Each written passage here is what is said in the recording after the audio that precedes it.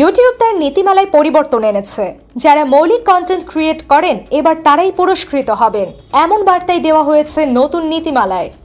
Online video streaming platform YouTube তার monetization বা video থেকে নির্মাতাদের অর্থ আয়ের নীতিতে নতুন আপডেট এনেছে। 15 জুলাই থেকে নতুন এই নীতিমালা কার্যকর হয়েছে। এর ফলে কন্টেন্ট ক্রিয়েটরদের ওপর কিরকম প্রভাব পড়বে তা এখন আলোচনার কেন্দ্রে। ইউটিউব কর্তৃপক্ষ ও বিশেষজ্ঞরা বলছেন, নতুন নীতিমালার মূল লক্ষ্য একটাই, সৃজনশীলতা ও মৌলিকতাকে পুরস্কৃত করা আর অনুকরণ ও পুনরাবৃত্তিকে নিরুৎসাহিত করা। কিভাবে কি আছে এই নতুন নীতিমালায়? যারা ইউটিউবে কন্টেন্ট তৈরি করে আয় করতে চান তাদের উপরের প্রভাব কি, সেসব নিয়েই এই ভিডিওটি। পুরো ভিডিওটি দেখুন, সাবস্ক্রাইব করুন আমাদের চ্যানেল দ্য রিপোর্ট.লাইভ ও লাইক কমেন্ট শেয়ার করে সঙ্গেই থাকুন। আর চলবে না রেডিমেড কন্টেন্ট দিয়ে আয়। নতুন আপডেট অনুযায়ী রেপিটিশাস কন্টেন্ট শব্দটি বদলে এখন বলা হচ্ছে ইনঅথেন্টিকেটেড কন্টেন্ট।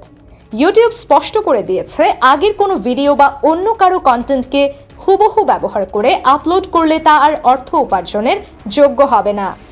তবে রিইউজড কন্টেন্ট, অর্থাৎ যেখানে ব্যাখ্যা, মন্তব্য বা নিজস্ব রূপান্তর যুক্ত করা হয়েছে, সেগুলো এখনো বৈধ। বিশেষজ্ঞরা বলছেন, এটি একদিকে যেমন অরিজিনাল কন্টেন্ট নির্মাতাদের জন্য উৎসাহের খবর, তেমনি যারা স্টক ভিডিও, স্লাইড শো বা ট্রেন্ডিং ভিডিও কপি করে আয় করতেন তাদের জন্য এটি বড় ধাক্কা। তথ্য প্রযুক্তি বিশ্লেষকরা বলছেন, এই পরিবর্তন সময়োপযোগী।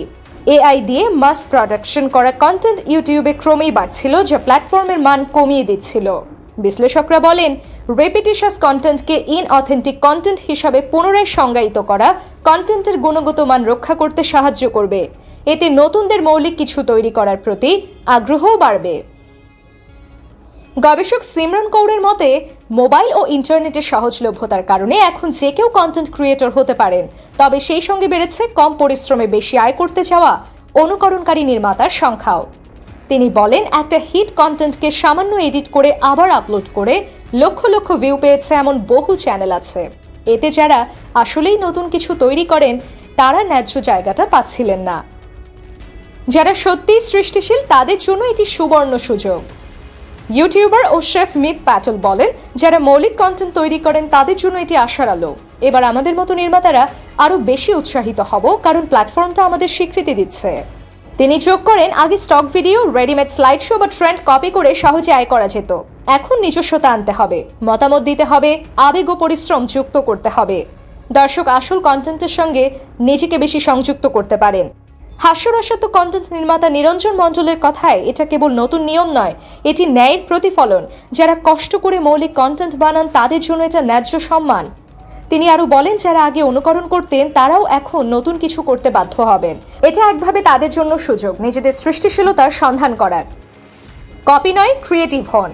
অরিজিনাল কন্টেন্ট অর্থাৎ মৌলিকত্ব রয়েছে এমন কন্টেন্টকে উৎসাহ দিতে এই পদক্ষেপ বলে জানিয়েছে ইউটিউব।